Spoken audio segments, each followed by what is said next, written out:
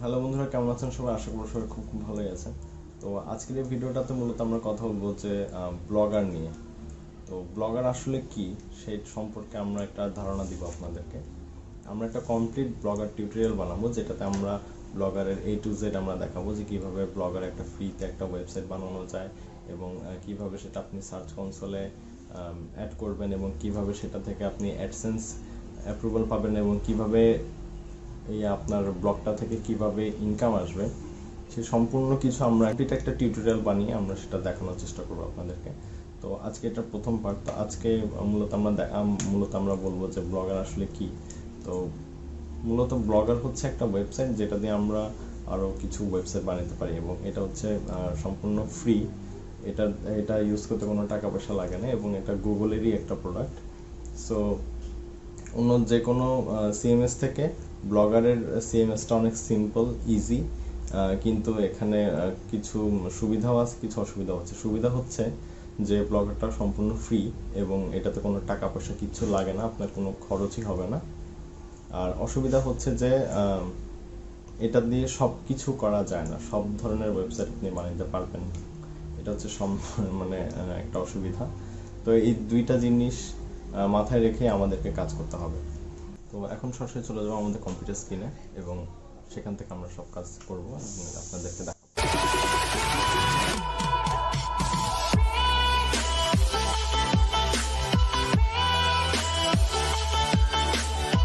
Okay guys, তো আমরা চলে আসছি আমাদের কম্পিউটার স্ক্রিনে। তো এখন আমরা দেখবো যে একটা ওয়েবসাইট বানাতে আসলে কি কি করতে হয়।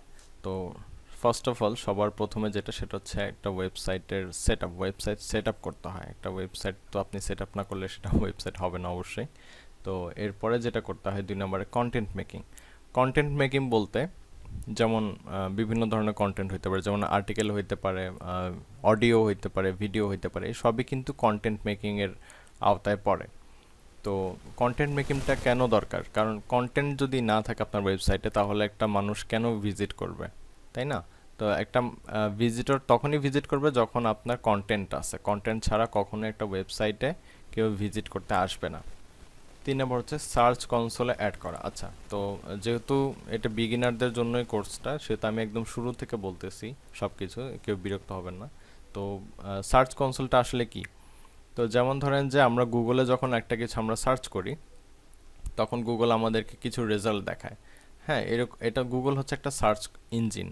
তো এরকম আরও অনেকগুলো সার্চ ইঞ্জিন আছে, যেমন যেমন ইয়াহু, বিং, ইয়ান্ডেক্স, এরকম আরও অনেকগুলো সার্চ ইঞ্জিন আছে। তো সার্চ ইঞ্জিন কিভাবে ওই ওয়েবসাইটটাকে খুঁজে পায়, কিভাবে ওই রেজাল্টটাকে খুঁজে পায়? তো কারণ ওই ওয়েবসাইটগুলা সার্চ কনসোলে অ্যাড করা আছে। যেমন গুগলের সার্চ কনসোল আছে, বিংয়ের আলাদা সার্চ কনসোল আছে, ইয়াহুর আলাদা সার্চ কনসোল আছে। তো সার্চ কনসোলে আপনাকে আপনার ওয়েবসাইটটা অ্যাড করতে হবে। যখনই আপনি সার্চ কনসোলে আপনার ওয়েবসাইটটাকে অ্যাড করবেন তখনই গুগল আপনার ওয়েবসাইটটাকে জানবে, আপনার ওয়েবসাইটের কন্টেন্টগুলোকে সে পড়বে, সে দেখবে। তারপরে যখন সে ভালো মনে করবে আপনার কন্টেন্টগুলোকে, তখন সে সার্চ রেজাল্টে আপনার ওয়েবসাইটটাকে দেখাবে। তো এই জন্য আমাদেরকে যেটা করতে হবে, সার্চ কনসোলে অ্যাড করতে হবে। তো 4 নম্বর যেটা আমরা করব সেটা হচ্ছে গুগল অ্যাডসেন্স অথবা অ্যাফিলিয়েট মার্কেটিং, বা যেটাই আমরা করি না কেন, কারণ আমাদের তো ওয়েবসাইট থেকে আমাদের ইনকাম করতে হবে, তাই না? ওয়েবসাইট বানিয়ে ফালায় রাখলে তার হইলো না, সেখান থেকে তো ইনকামও আসতে হবে। এজন্য আমরা নর্মালি যেটা বিগিনাররা যেটা করে, গুগল অ্যাডসেন্স তারা বেশি প্রেফার করে। বাট গুগল অ্যাডসেন্স থেকে কিন্তু অ্যাফিলিয়েট মার্কেটিংয়ে ইনকামটা বেশি হয়। যারা প্রফেশনাল, যারা ব্লগার, যারা প্রফেশনালি যারা ওয়েবসাইট বানায়, তারা কিন্তু অ্যাফিলিয়েট মার্কেটিংটাকে সবচেয়ে বেশি প্রাধান্য দেয়। তো ওকে গাইস, এই গেল আমাদের বেসিক পার্ট, যে আসলে একটা ওয়েবসাইটে কি কি করতে হয় সেইটা আমরা বললাম। তো এখন গাইস আমরা ব্লগারে আমরা চলে যাই। তো আমরা এখন চলে আসছি আমাদের ব্রাউজারে। তো ব্রাউজারে এসে আমরা এখানে লিখব blogger.com। তো blogger.com লিখে আমরা এন্টার দিব। এরপরে আমাদের সামনে blogger.com এর ড্যাশবোর্ড চলে আসবে। ওকে, সো এখানে দেখুন publish your passions your way, এখানে লেখা আছে ক্রিয়েট ইউর ব্লগ। তো আমরা ক্রিয়েট ইউর ব্লগে দিব। একটু লোডিং হচ্ছে গাইস।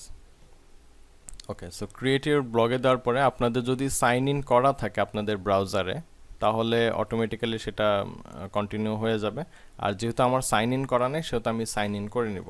সো আমি নতুন একটা জিমেল খুলছি আপনাদের জন্য, আমাদের ইমেলটাকে দিলাম, এরপর আমরা পাসওয়ার্ড দিব।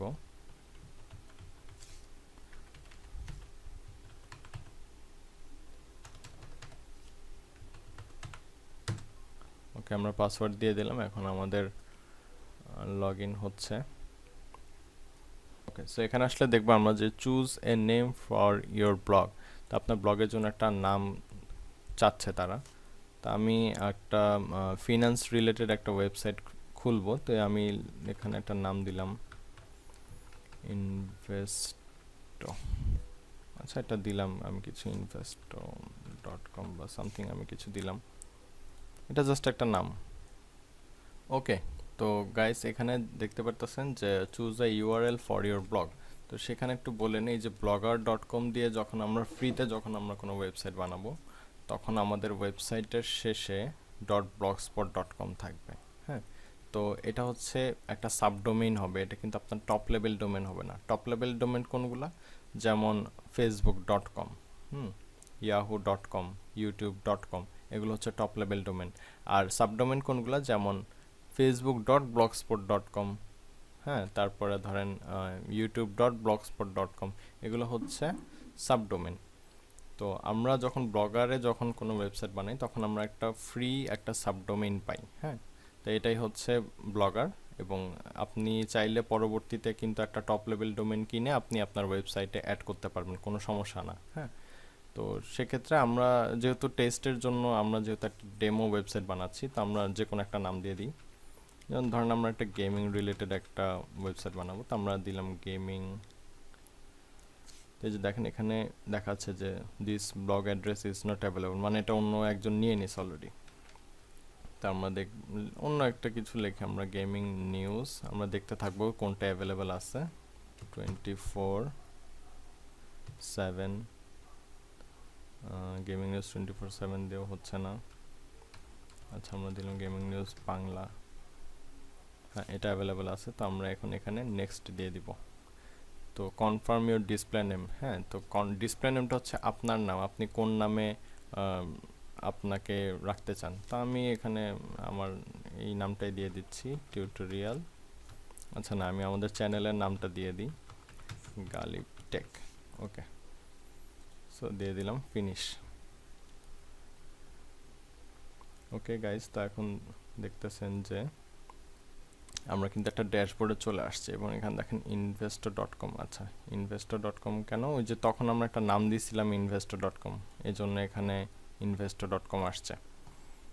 তো আমরা যদি একটু ভিউ ব্লগে দেই তাহলে আমরা দেখতে পাবো যে আমাদের ওয়েবসাইটটা কিন্তু অলরেডি কিন্তু আমাদের ওয়েবসাইট সেট আপ করা হয়ে গেছে। হ্যাঁ, তো আপনারা দেখতে পাচ্ছেন এখানে যে আমরা গালিব টেক আমাদের নাম আসছে, আমরা যে একটু আগে নাম দিলাম। হ্যাঁ, ওকে, সো দেখুন আমাদের ওয়েবসাইট কিন্তু ready, investor.com, there is nothing here. আমরা এখনো কিছু দিই নাই, এখানে সার্চ করার একটা অপশন আছে, এখানে আমাদের মেনু বাটনটা। হ্যাঁ, তো সুন্দর। তা আমরা কিন্তু এই ওয়েবসাইটটাকেই আমরা এরকম একটা ওয়েবসাইট বানাবো। এই যে দেখেন উপরে কিছু ইয়া আছে, উপরে কিছু মেনু আছে, নিচে কিছু মেনু আছে, এখানে কিছু সাব মেনু আছে, মেগা মেনু আছে, এখানে আমাদের লোগো আছে, এখানে আরও কিছু সোশ্যাল মিডিয়া বাটন আছে, আবার এখানে সার্চের অপশন আছে। হ্যাঁ, আবার এখানে একটা নাইট মোড আছে, দেখেন এখানে ক্লিক করলে কিন্তু সব কিছু ডার্ক হয়ে যাবে, একটা ডার্ক মোড আছে।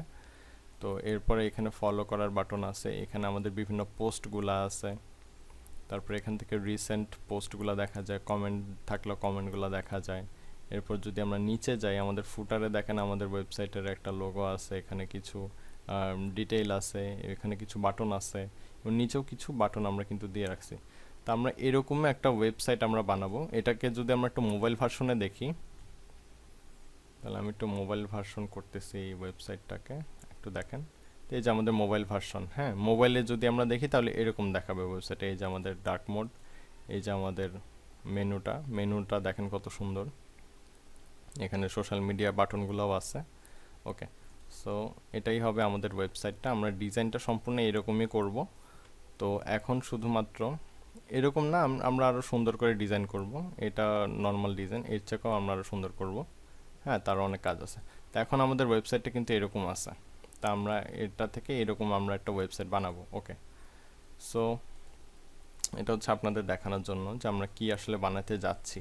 হ্যাঁ, তো এখানে আমরা যেহেতু আজকে আমি তেমন কোনো সেটআপ আপনাদেরকে দেখাবো না, এখানে আপনাদেরকে শুধু একটু পরিচয় করায় দেব এই ব্লগারের ড্যাশবোর্ডের সাথে। তো এখানে দেখেন, এখানে আমাদের ব্লগ কয়টা আছে সেগুলো আমাদের এখানে দেখাচ্ছে যে আমাদের এখানে একটাই ব্লগ আছে। তা আমরা যদি অন্য একটা ব্লগ খুলতে চাই তাহলে এখানে নিউ ব্লগে দিলেই কিন্তু আমরা অন্য একটা ব্লগ খুলতে পারবো। নিউ ব্লগে দিয়ে আমরা একটা অ্যাড্রেস সেট আপ করে দিলে নতুন একটা ব্লগ হয়ে যাবে। ওকে, তো এরপরে দেখেন পোস্টের মধ্যে দেখেন এখানে নো পোস্ট। তা আমরা একটা পোস্ট এখানে করি পাবলিশ। তা আমরা এখানে ধরেন একটা নাম দিলাম PUBG পাবজি লেটেস্ট নিউজ। এখানে লিখলাম পাবজি। ওকে, সামনে এটাকে জাস্ট একটু পেস্ট করে দিলাম পাবজি। ওকে, সামনে এটাকে একটু পাবলিশ করে দিই। তো ওকে, পাবলিশ করে দিলাম। এখন আমরা যদি আমাদের ওয়েবসাইটে একটু রিলোড করি তাহলে দেখেন এখানে পাবজি লেটেস্ট নিউজ এটা কিন্তু চলে আসছে। আমাদের একটা পোস্ট, আমরা যেখানে একটা পোস্ট করলাম এই পোস্টটা কিন্তু এখানে দেখাচ্ছে। আমরা যদি রিড মোডে দেই তাহলে দেখেন এই যে আমাদের পোস্টটা কিন্তু ওপেন হইলো। হ্যাঁ, এখানে আমরা কমেন্টও দিতে পারবো চাইলে। তো এই যে পাবজি এটাই আমি কিন্তু এখানে লিখছি এই পোস্টের মধ্যে, তো ওইটাই আসছে। আচ্ছা, স্ট্যাটসে যদি আমরা যাই, স্ট্যাটসটা হচ্ছে স্ট্যাটিস্টিক আর কি, আপনার ওয়েবসাইটে কতজন ভিজিটর আসছে এবং কতগুলো ভিজিটর হয়েছে। যেমন এই যে investor.com একটা ভিউ আসছে কেমনে, এটা আমি নিজে যে ভিউ করলাম মাত্র ওই ভিউটাই এখানে কাউন্ট হচ্ছে। তো আসলে ব্লগারের ড্যাশবোর্ডের যে স্ট্যাটিস্টিকটা এটা আসলে 100% অ্যাকুরেট না। তো 100% অ্যাকুরেট রেজাল্ট পাওয়ার জন্য আমরা যেটা করি, আমরা আপনার গুগল অ্যানালিটিক্সটা ইউজ করি। হ্যাঁ, সেখানে আমরা একদম এক্স্যাক্ট একটা ফিগার পাই যে কতজন আমাদের আসছে, কতজন ভিজিটর আসলো এবং কোন কোন দেশ থেকে আসলো, কোন কোন ডিভাইস থেকে আসলো। সব কিছু আমরা গুগল অ্যানালিটিক্সে দেখতে পাই। তো ওগুলো আমরা পরে দেখাবো। আচ্ছা, এরপরে আসি কমেন্টসে। তো কমেন্টস আসলে কেউ যদি কমেন্ট করে সেটা এখানে দেখাবে। আর আর্নিংয়ে হচ্ছে গুগল অ্যাডসেন্স যদি আপনাদের অ্যাড থাকে সেক্ষেত্রে এখানে গুগল অ্যাডসেন্সের অপশন আসবে। এরপর আমরা আসি লেআউট। তো এই জিনিসগুলো আমরা পরে দেখব।